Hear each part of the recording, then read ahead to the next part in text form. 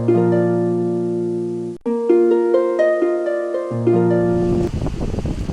একটা গুজরাটি সেলাইয়ের চৌকো ডিজাইন।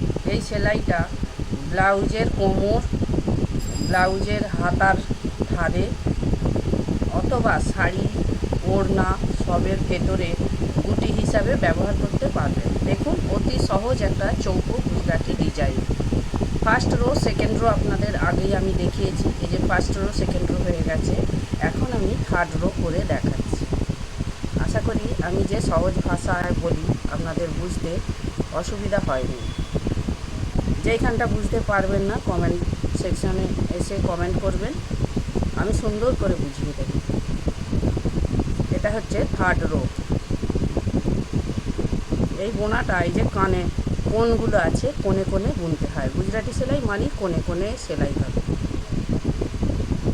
স্ট্রাকচার হয়ে যাওয়ার পর এইটাকে স্ট্রাকচার বলছে। এইটা, এই যে ফার্স্ট রো সেকেন্ড রো হচ্ছে স্ট্রাকচার। স্ট্রাকচার হয়ে যাওয়ার পরই গুজরাটি সেলাই কোণে কোণে বোনা হয়। এই যে কোণগুলোতে সুতো বেরিয়ে আছে, এই কোণগুলোর মাধ্যমে বোনা হয়। দেখতে থাকুন মন দিয়ে, আশা করি অসুবিধা হবে না। এইভাবে পুরো স্ট্রাকচারটাই আমি কমপ্লিট করব। তারপরে হবে ফোর্থ রো।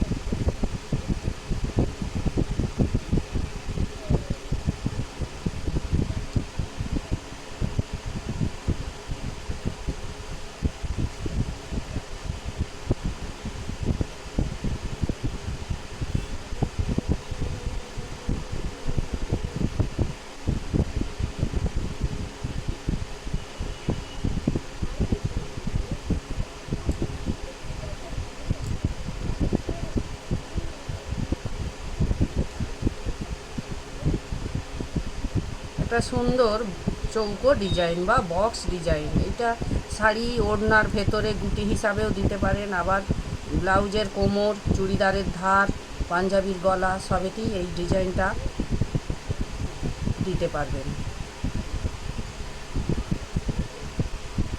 যে দেখুন, এক্ষুনি আমার থার্ড রো কমপ্লিট হয়ে এবার আস্তে আস্তে ফোর্থ রো এর দিকে এগিয়ে যাচ্ছি। এই যে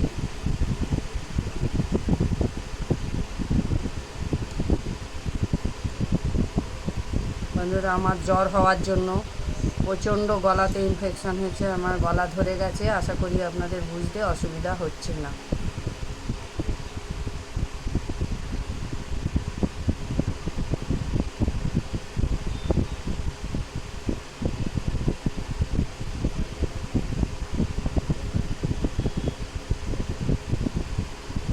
ফোর্থ রো শুরু করলাম।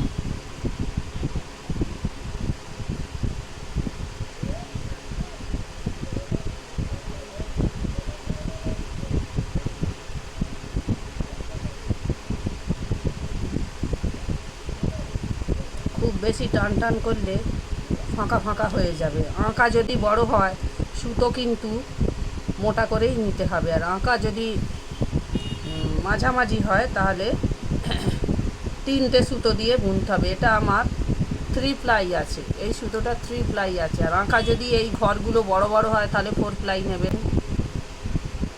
এখন আমি 3 প্লাই দিয়েই ডিজাইনটা সেলাই করে দেখাচ্ছি।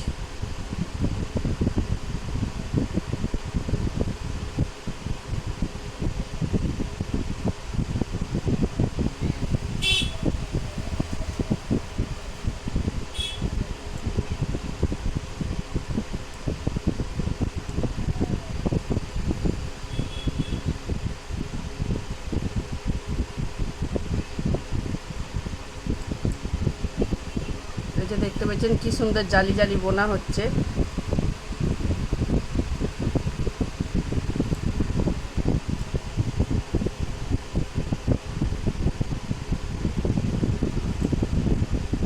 এই ঘরটা যদি আরেকটু ছোট হতো আর তাহলে এই 3 প্লাই সুতো দিয়েই খুব জমাটি বোনা হতো। যেমন এই যে দেখুন, এই ছোট ফুলগুলো দেখুন, এগুলো কত জমাটি আমি বুনেছি। কারণ আঁকাটা ছোট ছিল, এই বক্সগুলো ছোট ছিল, তাই 3 প্লাই সুতো দিয়ে কী সুন্দর জমাটি হয়েছে। আর এইটা খুব একটা জমাটি হচ্ছে না, কারণ আঁকাটা বড় আর সুতোটা 3 প্লাই নিয়েছি। এই জন্য আপনাদের অভিজ্ঞতা সঞ্চয়ের জন্য কিভাবে ফাঁকা ফাঁকা হয়, একটু জালজালের মতো হচ্ছে, সেটা আমি দেখাচ্ছি। 3 প্লাই সুতো দিয়ে করলে এইরকম হবে। একটু বড় আঁকা হলে আর মাঝারি সাইজের আঁকা হলে সেখানে 3 প্লাই লাগবে। আমি খালি আপনাদের বোঝার জন্য বড় বক্সে 3 প্লাই দিলে কীরকম দেখতে লাগে সেটাই আপনাদের সামনে করে দেখালাম। এটা আমি আপনাদের জন্যই করলাম।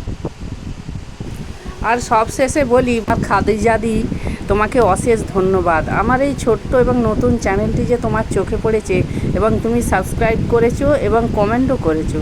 দিদি, তুমি এইভাবে আমার পাশে থেকো আর আমার প্রত্যেকটি ভিডিও দেখবে, কমেন্ট করলে হয়তো অনেকের চোখেই পড়বে। আমিও তোমার চ্যানেলটি সাবস্ক্রাইব করছি। ভালো থেকো। আর তোমার বন্ধুবান্ধবদের মাঝখানে আমার এই চ্যানেলটা একটু শেয়ার করে দিও, কেমন?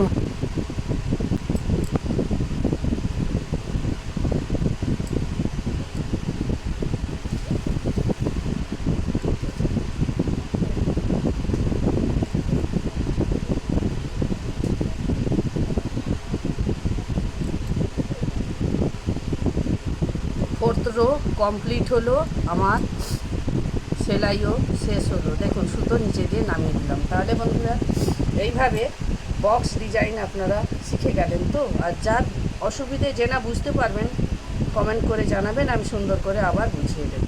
ঠিক আছে।